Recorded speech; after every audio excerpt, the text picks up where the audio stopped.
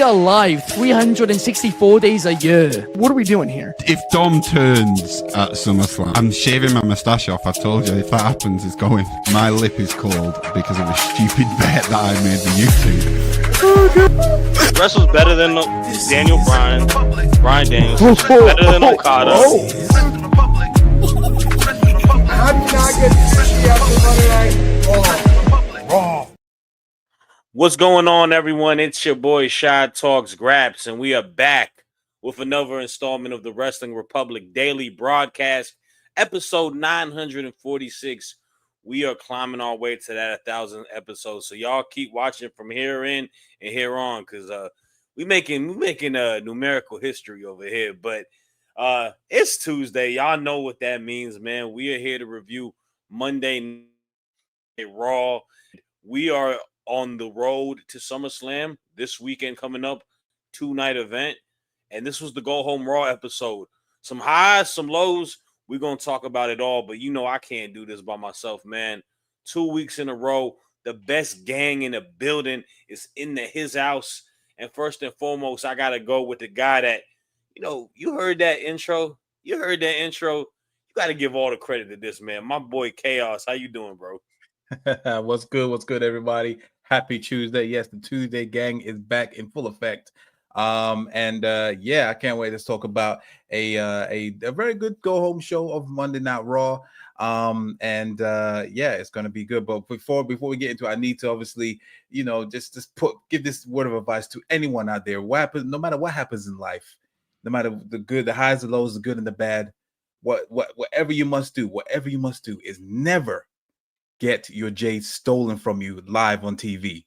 That's why I want to say, do not get your J's get stolen. But anyway, we're here to talk about Monday Night Raw. Let's get straight to it. Yeah, we are definitely going to talk about that because that was one of the craziest endings of that was wild pro wrestling history. Maybe, I don't know. Like that, Bronson Reed is a made man now. After that, respect to him. But we'll talk about that in full detail. Last but not least, man, we got to talk about the man that is, very, very invested into the world of Disney. Some say him and Mickey are best pals. Mr. Jordy in the Bank, how you doing, bro? I'm pleasantly surprised. I thought you were going somewhere with that, and you were going to somehow turn that into an insult. So I'm pleasantly surprised that you didn't for once, mate. I'm good. Yeah, I didn't think I was going to be able to make it this week, but some things changed. I'm catching a flight tomorrow now instead of today. So yeah, I'm here. Whether you like it or not, boys, the gang is back together. No, it's good. You know what? For a go home show as well, I thought it was all right last night. I don't know about you two. You know, because Chad didn't really do that then, so I'll do it for you. I think you're sleeping with Mickey Mouse. That's why I think about it. How about that? Let's move on. Oh my God, Minnie, don't watch this, Minnie. Don't watch this. Right, given that much money, you would think I am. Yeah, oh my God. Jordy goes to the Mickey freak parties. That's what I know. Easy. Jesus. Yeah, man. But nah, let's talk with you. Let's talk with you wilding, bro. What are we like? We're 3 minutes into the show, Chaos. Come on. Probably gonna carry on. Sorry. All right, man. Let's talk about this go home show because let's talk about the marquee match going into the show. This wasn't a $400,000 all-star match like Tony Khan does on Dynamite, but this was an all-star match of sorts. An 8-women's match. We had the heel team of my favorite champion right now, Naomi, and the Secret Hervis, Chelsea Green, Piper Niven, and Alba Fire versus the legitimate all-star team of Rhea Ripley, Io Sky, Stephanie Vaquer, and Nikki Bella. That no offense to Nikki Bella, she just kind of sticks out like a sore thumb there. Not in no disrespect, she's probably the most notable at the four. But you know that it's a pretty jam-packed team. This was fun. I liked it. We have a lot going into this weekend. Obviously, we got the triple threat match between Io, Rhea, and Naomi, as well as Stephanie has got this feud going on with Chelsea Green. Stephanie Vaquer also was looking at this match pretty, closely this next weekend because the winner of that match is going to be her opponent at Clash at Paris. And to me, I thought it was a fun, match. Me personally, I always say this before I kick it off to y'all. I don't like variations of opponents wrestling before they have a big match on a pay-per-view PLE. AEW does it a lot too. WWE does it a lot. It just is like, okay, you're giving me the appetizer. I'm not sure.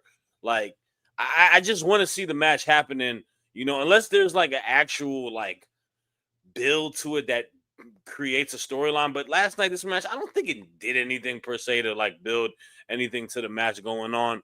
The babyface team does get a victory, and all is all. I mean, to me, the biggest thing I saw is that the women's division on Raw is freaking crazy. Like they got a lot of big time stars there, but I want to get y'all's thoughts on it.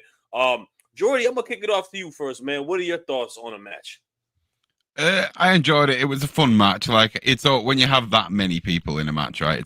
I'm always a little bit suspect. I'm like, what's the dynamic going to be like? But I thought it was quite good because although one of the teams was like very much 4 individuals thrown together, the heel team was Chelsea's squad and Naomi. Do you know what I mean?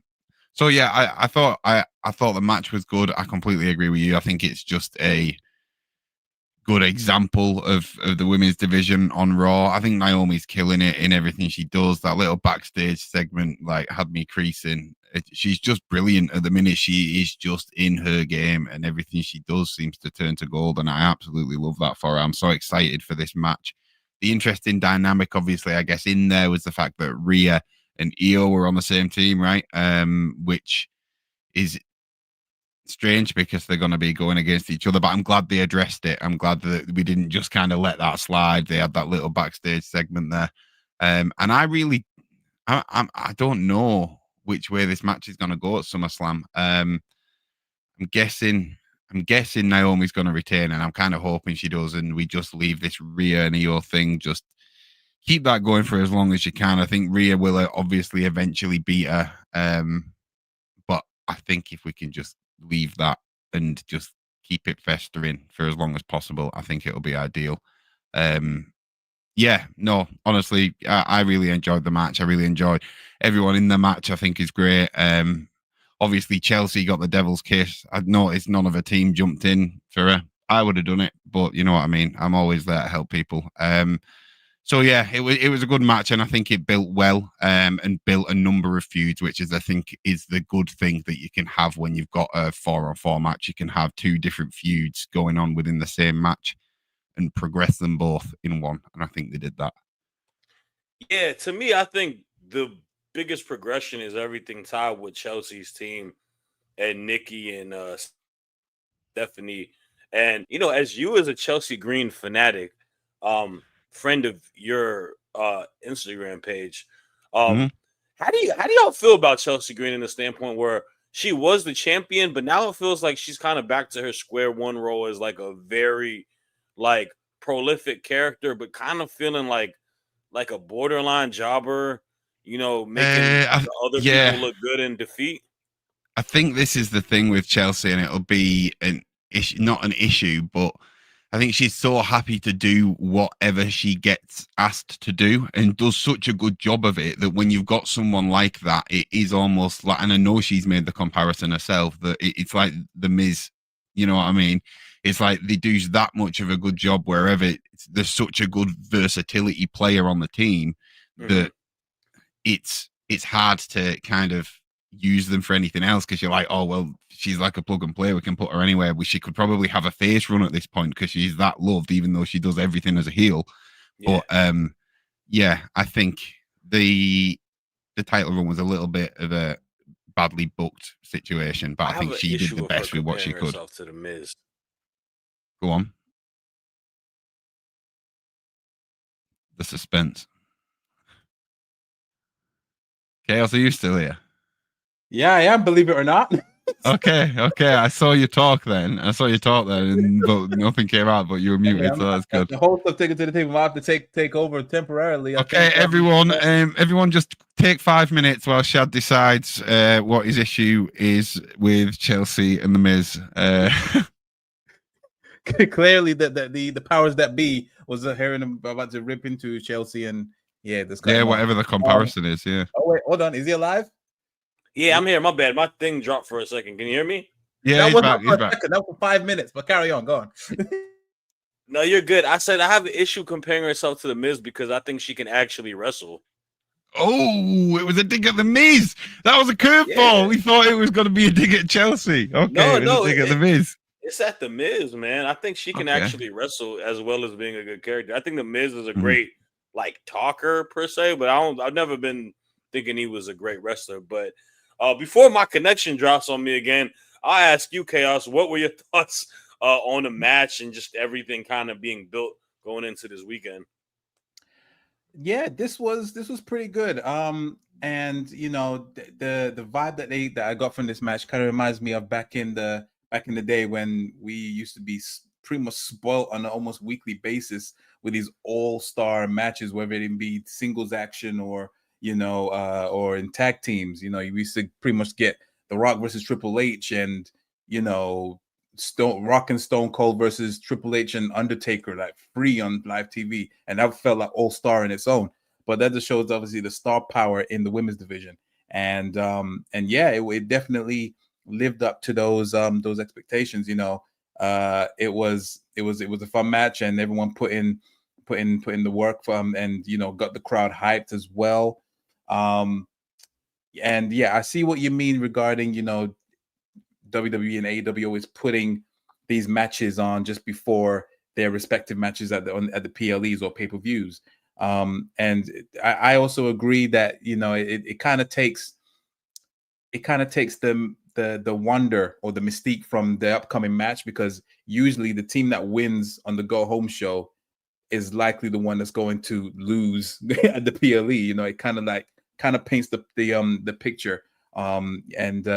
It kind of ruins it. But for some reason, I still don't feel that way for this match. I still feel like there could be a curveball regarding their respective matches at SummerSlam, and even going to as far as Clash in Paris as well. So I agree that Nikki Bella did stick out like a sore thumb, but it's unfortunate that she lost her actual dance partner, being Liv Morgan, and she has some dates that she has to commit to, so they have to put her somewhere. I understand that she has this kind of weird feud with Chelsea Green, but no one really cares about that.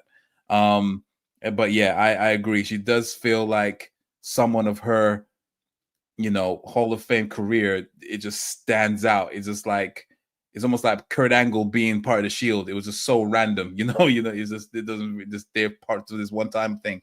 But yeah, other than that, I love the match.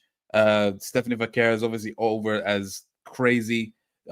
Chelsea selling the Devil's Kiss was awesome, and yeah, it was just a good match all around. But yeah, I just don't like the fact it kind of paints the picture for what's going to happen in the pay-per-views upcoming. That's kind of my a big reason for me too. I feel like it does foreshadow a little too much into that point. Nikki Bella does. I don't know what to say. It's tough for her because she's so popular. I feel like unfortunately she's vocally spoke about her sister vocally spoke about saying that she feels like she can't come back, because I feel like the Bella Twins in the tag division kind of feels like a easy story to kind of put into place, but for whatever reason, Brie don't get the same phone calls as Nikki. It might be tied to Danielson. I don't know. That's what she says. Her words. Does she know that there was somebody else that's quite a big star in that match whose partner is also in AEW? It's true. Like, it's not affecting Rhea. Like, if they wanted you back, they'd get you back, wouldn't they? Do you know what I mean? Like, that is the. I don't know if it would play that much of a part, right? There's a lot of people. I mean, Andrade was married to Charlotte, for all them years prior. Yeah. You know, like this. I mean, that's like it's like a regular thing. By the way, I'm seeing this comment right here, and I'm sorry, DC Warlord. I'm gonna just have to bury you for a second. Live Don versus dog. I am so tired of Matt Cardona, bro. I'm not even trying to bullshit you for this second, bro. I'm tired of Matt Cardona. I feel like he's the most rated person to people, man. Like people think that You know he's what? gonna come in. You know what? The fact that you know what really took the wind out of him for me to not even care about him is when Kevin Owens pretty much buried him on Cody Rhodes' podcast. He just pretty much buried him, and I was just like, you're right. Like, yeah, forget it. So bro, I agree. He's speaking facts. He talk about it so much, like, bro, you know, you want the call, like, just. Anyways, man, I don't know. And also, Fernando Zaya saying, "What's up, WR Tuesday crew? What's going on, boss? How are you doing, man? Glad you're here with us. Let's get to this next topic real quick, because all right. Speaking of AEW and WWE, and the person who was married to somebody while all of that was going on, too. I didn't know. That was first and foremost. Sheamus and Grayson Waller had a match. They had a match. Sheamus beat him. Yeah. Rusev and Sheamus are continuing this feud. And I don't know what it is, guys. Rusev feels so unimportant returning back to the WWE. Like, it feels like and the crazy thing is, it's not even like Rusev Day Rusev. This is like similar to like Miro in AEW, which I really liked when he first started off.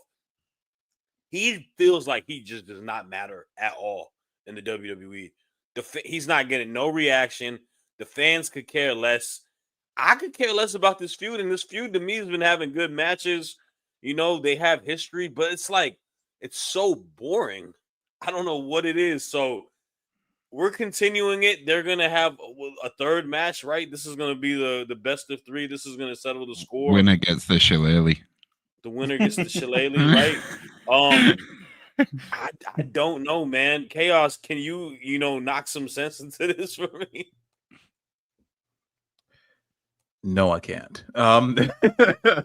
No, this was just such an afterthought. The best part was really just the backstage segment prior to this match, when you see obviously Grayson Waller is trying to cozy up with the New Day, and he's trying to call himself Big G and all this kind of stuff, and then they completely deserted him, and they're like, "Nah, bro, you ain't with us. Like, don't try to beg."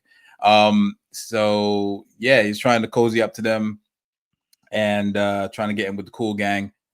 And it's not working. Obviously, he had the match with Sheamus, and it was just a whatever match. Like nothing substantial happening to it. I mean, flipping Sheamus missed the bro kick. Like it just brushed him, and that just shows how much effort or reason to care about this match was. That neither of them did, and neither Grayson Waller didn't want to get hit. So and obviously the stuff with Rusev, I agree, is pretty much an afterthought. And someone of his stature, someone with his character, should be going for titles, whether it is the main one or mid card. And for some reason they rather revisit a feud because they were in a faction that pretty much was dead on arrival. It's unfortunate. And Sheamus deserves more. Rusev deserves more. Especially with the past year or two that Sheamus has had. He deserves more than this. And Rusev should be going for a mid card title. I mean, it's to the point where like who's the US who's the United States champion? Who's the United States champion? Exactly. I can't remember. My bad. My mute button. Solo's the US champ. Oh yeah, US champion, and then Dom is Intercontinental. So maybe after when AJ wins it, which is going to win it at SummerSlam, then maybe Rusev should be looking to do it. I would love to see an AJ versus Rusev match. I think that would be a nice clash of styles, pun intended. Hey. That's where he needs to go to. But this is just dead on arrival, and you're right, he's not getting any reaction. I just want this thing to end. And the fact that they're not even trying to finish this in one of the PLEs, and there's 2 nights, that just shows how much WWE cares about Rusev and the storyline. So please brush this aside, make him go for titles, please. I have something to say on this. Go ahead. And it's what you said, Shad. To be honest, it's about like he doesn't feel important, and he hasn't felt important since he's got back. The reality is, was he important outside of WWE? Because I think you kind of need to be to come into this universe right now and be important and maintain that importance. Like you look at people like Mariah May, who was incredibly important in AEW, is in NXT. Do you know what I mean? So like I'm not that surprised. Penta he felt more important because there was a whole embargo going on about him, and he was relevant in the news and stuff. Whereas just when Miro came back, well, he kind of got spoiled by Biggie, but like even at that point, I was just like, all right, cool. Like, do you know what I mean? It's like you've gone to a high school. It's like you've gone to a high school reunion and someone that you just don't really care about there. You're like, oh, nice. I'm not going to go and say hello, but nice that they're around, I guess. Like the issue with Rusev is that the last time we saw him, he was in a storyline as like as a loser. Right? The whole Bobby Lashley stuff and the whole wedding stuff, and then I'm gonna be real with you, man. Like to that point, I agree with you, but Miro was hot when he joined AEW, right? When he came in, he did the TBS title. He had the feud with Eddie Kingston, like, all of that. And then he was gone. And then he, like, just, you are gone for so much, you forget about the person. Like, and he came back for injury. Yeah. And I don't know what happened in AEW, why he left, or what the issue is if something happened between him and Tony Khan or whatnot. I'm not sure, but regardless of what it is, he didn't gain any more. Like he was on the bench. Yeah, he lost a lot of stock. And momentum can come with stuff as well, like with all the Rey Fenix and the contracts and all that stuff that was going around. Even something like that happening about Rusev will help because it's like it brings them into the media. People are thinking about them and they're like, oh, WWE should get them. We want them to get them. Like they've been treated badly, whatever. But it was just a case of like, oh, one to the other. And I think he was important going into AEW. You have to be important on the way out though, right? I think that's the key thing. It's like Andrade. It's like Andrade. Andrade was a former WWE guy. He was a Triple H guy. Went to AEW after he got released, and was trying to get back out, right? And he got out, and he came back, and then he realizes, oh, I'm not as big of a star as I thought I was. He's found him. Yeah. He's found a way to kind of do something, obviously, with this whole tag team picture. But and I think Rusev will find something eventually. It's just a really cold start out the gate. So we'll have to wait and see. Before we get to these next topics, I do want to talk about a couple things that are going on in the Wrestling Republic space.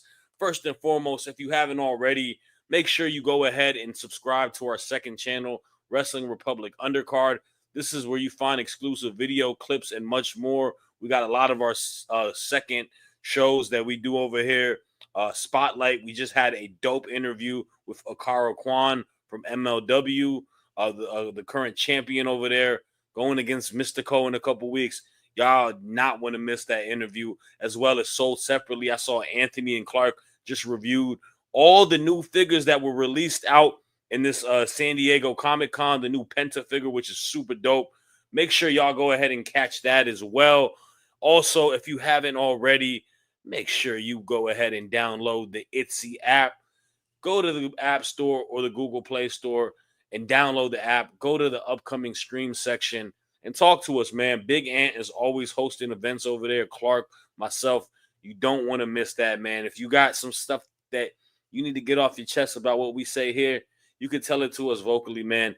It's a great space. And last but not least, man, go ahead, subscribe to the Allison Analysis YouTube channel.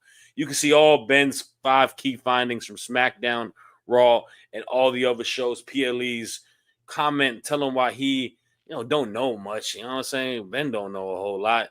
So let him know that. Let's talk about something that we do know. There's a big time match happening this weekend, and that is between a champion named Gunther and a man who's the best in the world, CM Punk. And they had another promo battle. We talked about the promo battle, I think, last week, right? They had another one yesterday.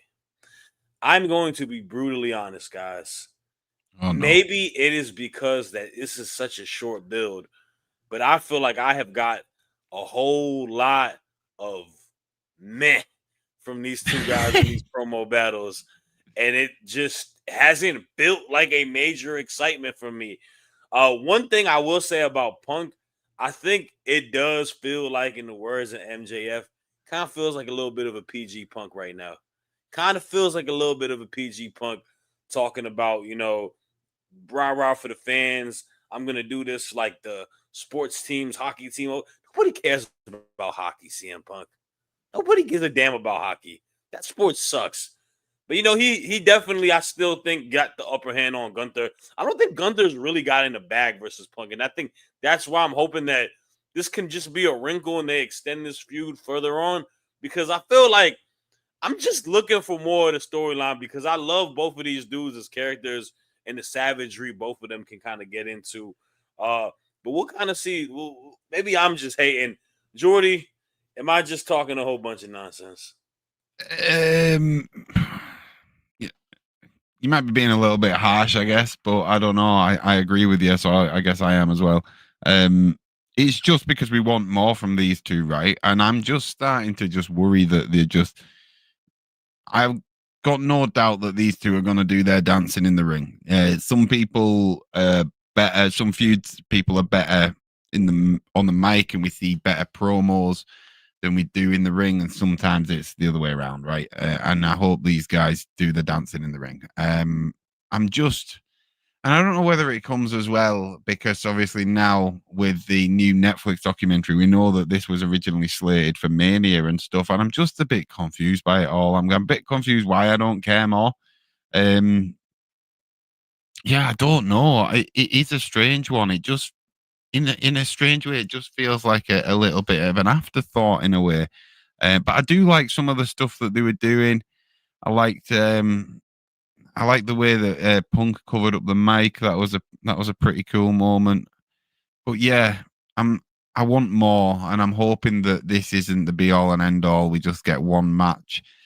I don't think it deserves a main event at this rate. Yeah, I don't care that much, and I'm starting to worry if the running theme of this is Gunther, because I feel like I can't remember the last time I really cared about a Gunther feud. I think it was probably Sammy, but even then I wanted Gable. But I think it was the other two that I was rooting for. So I don't know, man. I don't know. I feel in a weird place with Gunther. I've said for a while, right? I think he needs to run without the belt. I'd have liked to see Ludwig go against Gunther, but he's he's doing other stuff right now. So I don't know. Yeah, why isn't that not a topic today, Ben? Why are we not talking about the multiverse of Grande Americanos out there? Because that's kind of crazy.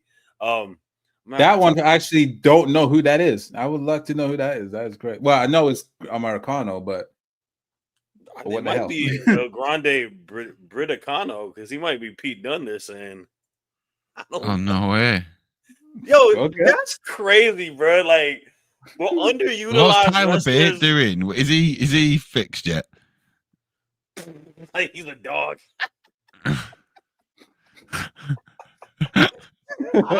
Nah, he said he's healthy. He said he's all good. You got some of these guys. He tweeted out saying he's healthy. He's just waiting to get called. I don't know. Look, man, I'm gonna be real with you, man. A lot of these guys that got a lot of them guys who are pretty big in NXT and NXT UK, like when they get called up, a lot don't happen for them on the main roster. Like Pete Dunne is not to that level of the bruiserweight that he was back in NXT. No. Tyler Bate is still hella young though too, so I don't think I would, wave the white flag. Gunther has been obviously the exception over them. I think Ludwig has been fine as well, but the fact that guys who are underutilized get utilized by playing like a luchador character is hilarious to me. I also think Ludwig is better than Chad Gable as El Grande Americano, because he speaks Spanish. Yeah, for sure. I think the thing is with me for Gunther, right, is that we are young into Gunther's main event run, right? It's still quite early doors. I think we've got probably a decade yet. And I'm just thinking, where's this character going now? Like, it can't be this for a decade. Like, where's the development gonna be? And I just, I'm just a bit worried. I don't know if I'm sold on Gunther being this like the greatest in the world. The issue is he, in theory, to people should be like a super strong guy that just rough shops, like beat people down and leaves. But he's like one of these like wrestlers. Like he likes to have these long, like well wrestled matches versus opponents. And like you gotta put him against big dogs like Punk. The issue is this, like we're gonna see this weekend. I don't think he should beat Punk for the title. I think Punk should get the belt. He's just not a bigger star than Punk. Gunther is like, it's like we talk about football. There's like the elite people, like the Patrick Mahomes, the Lamar Jacksons, the Josh Allens. He's not there. He's like in the tier below that. He's like the Jaden Daniels, the Justin Herberts. You know, he's not in the Hall of Fame. He's in the Hall of Very Good. Like he's just not to that level. He's not a main event guy. I'm sorry, he's not. And the thing is, like, also we've already had 2 long reigns from Gunther. We don't need another one. So him losing it at SummerSlam on a big PLE, I think that's a safe bet. And it's not just against anyone; it's against CM Punk, who's been begging for a flipping title like since he returned. So, you know, but this will also be a good place to do the swerve, and Seth comes back and cashes in.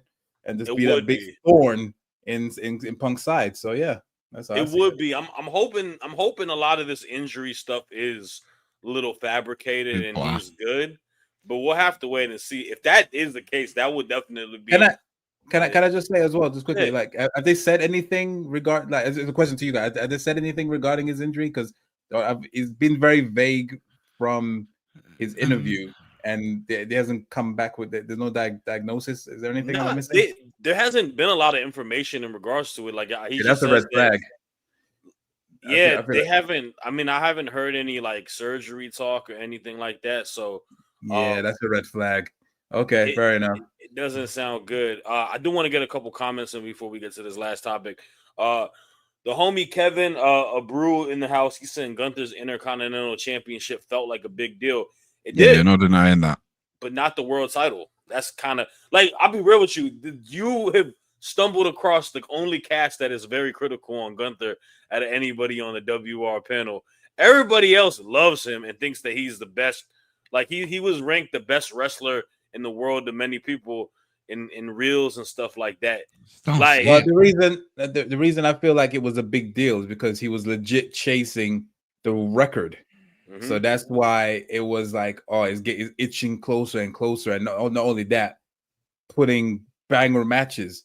Whereas this thing is as well, world title, it's kind of that's what the mid card title is too. I guess we're talking about, like, are we talking about wrestlers or are we talking about superstars? Because he's never going to be a Roman Reigns. Like, what are we? What is a wrestler? Like, what are we defining as? Because I guess him and Gable, you know what I mean, are good at wrestling, but like, I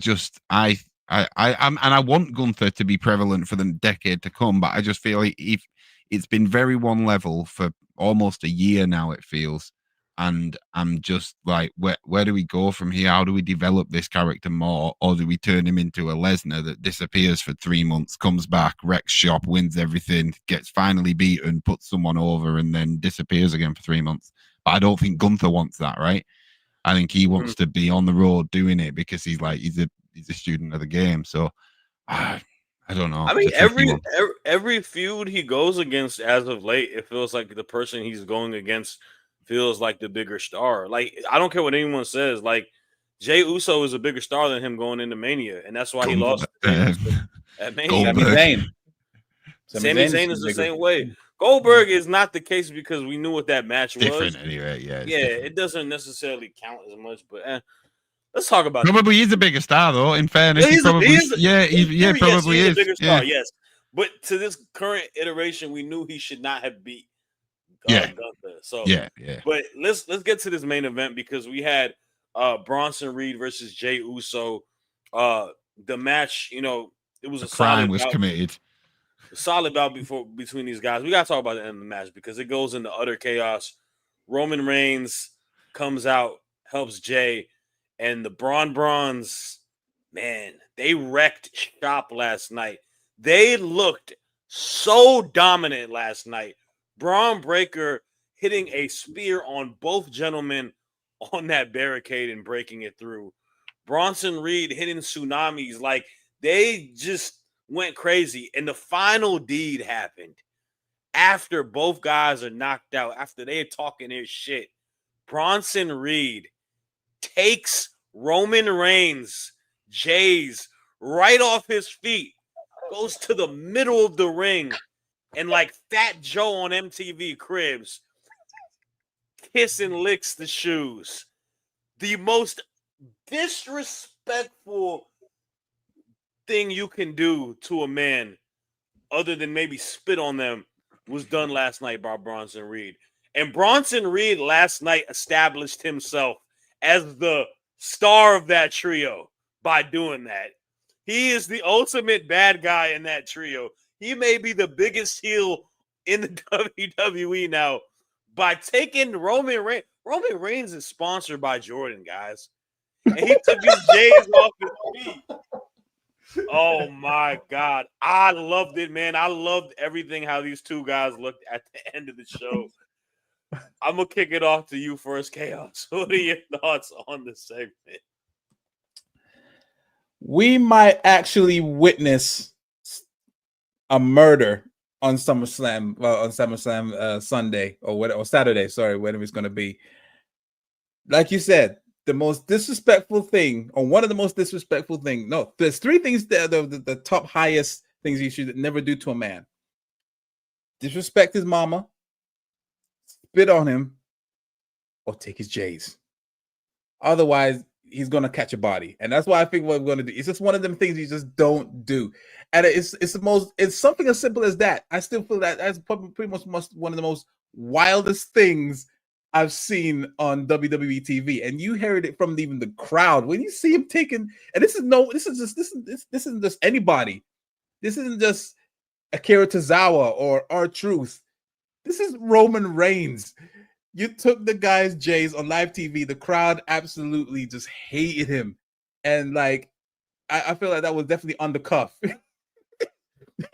And like the whole segment was just great. I mean, the match itself was good, was fun as well. And obviously, Bronson said, "Screw all that, spare Jay out of his boots." And then, but also another permanent section of this, it was that, hey, Bron is starting to feel himself. He's starting to really be the person that he could be going off the hinges and doing his own thing. He was, when he speared Roman Reigns in the ring. He said, told Bron, like, back up, Bronson, back up a bit. Let me talk to this guy right quick. And he kind of took some lines of Roman Reigns' infamous promo when he was, I think it was the episode of Raw, and he had that, and he was walking back to the stage, and he was all saying, like, all of this is mine. This arena, this crowd, this camera, all of this, I run it all. And then Bron kind of took some lines from that, and he was like saying, yeah, all of this is mine. And then you see Bronson saying, yeah, this is ours. And Bron was like, no, this is mine. Like, so I feel like something is brewing there already regarding, you know, the ego that's building from Bron Breakker, and I'm here for it. But yeah, that double spear through the barricade, beautiful spot. It was just absolutely great.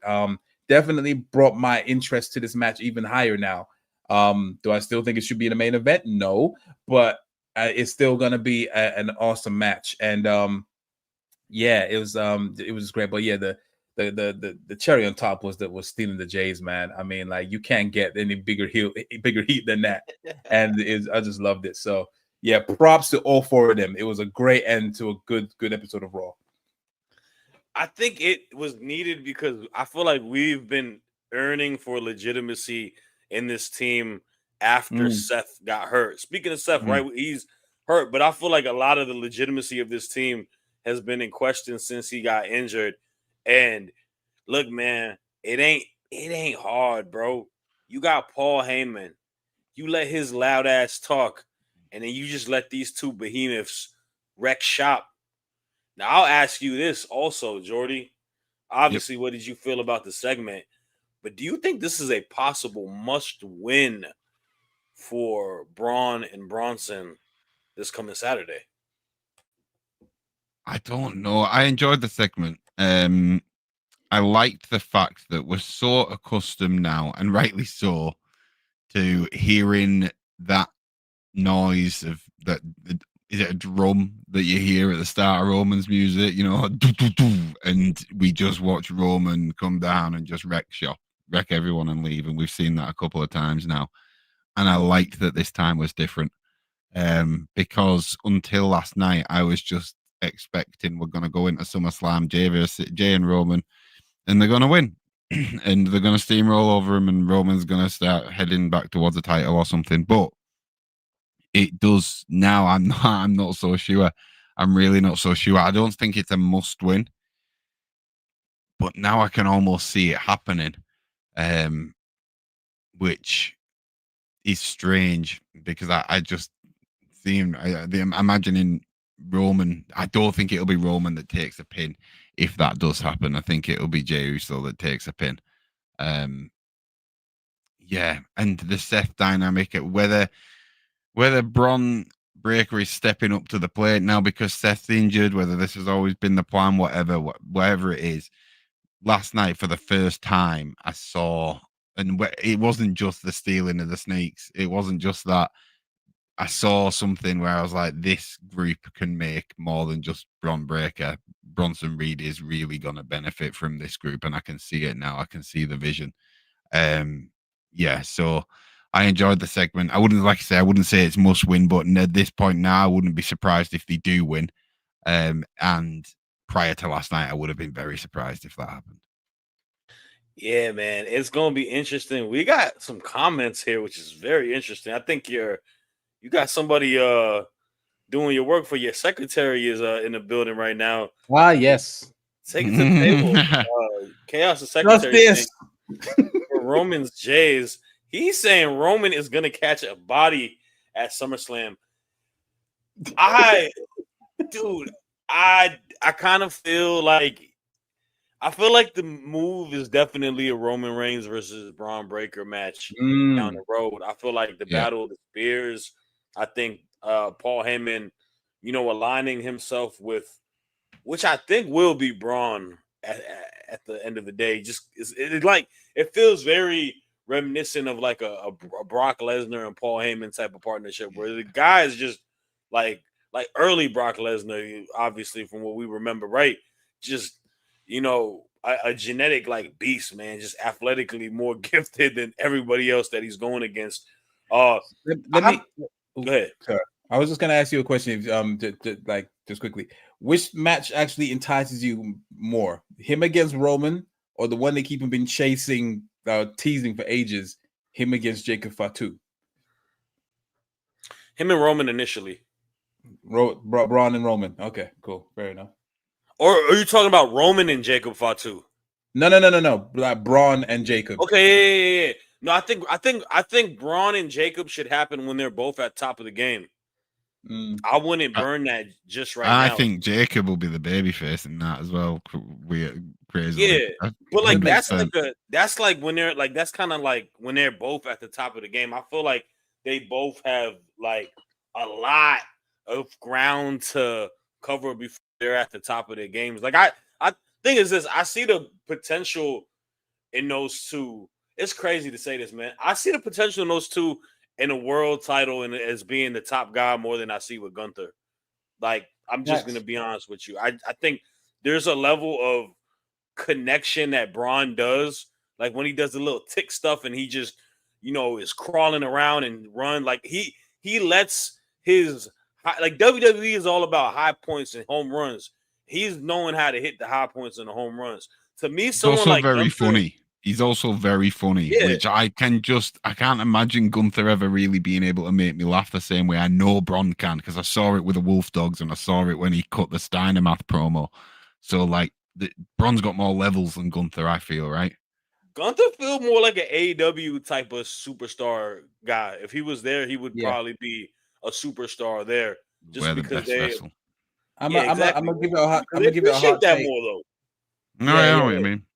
Yeah, 100%. I didn't even do a hot take. That I feel like Bron and Jacob I think that's Triple H's version of Rock and Austin. I feel like that's what he wants to do, like something like when they eventually get How to the top old's level. Jacob? Sorry, How old's He's Jacob? He's like 32. In the Yeah. same age. How old's Bron? Like 27, 26. Yeah, Oh, it's in right, yeah, they're in the same wheelhouse then. yeah. So Yeah. I feel like that's Triple H's plan. He wants to have his own Both got Rock and both got- Austin or Orton and Cena. I think he wants his version, and I think it's purposely chose them to. Hence why they haven't really come to blows.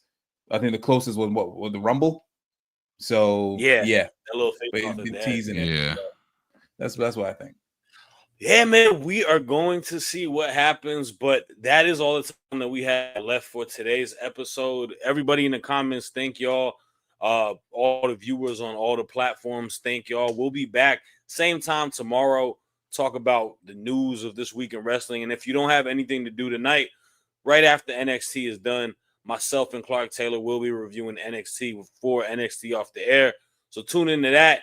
Other than that, man, y'all have a blessed day, and we will catch y'all next week. Peace. Justice for Romans James. Justice.